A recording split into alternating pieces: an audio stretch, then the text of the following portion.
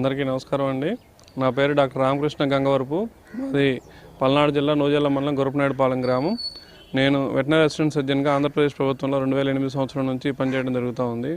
ఈరోజు మనం దేశవాళీ ఆవుల ఎంపిక, వాటి ఆరోగ్య లక్షణాలు, అనారోగ్యంగా ఆవుని గుర్తించడం ఎలా, వాటి ఆరోగ్య పరిరక్షణ గురించి వివరంగా తెలుసుకోబోతున్నాం.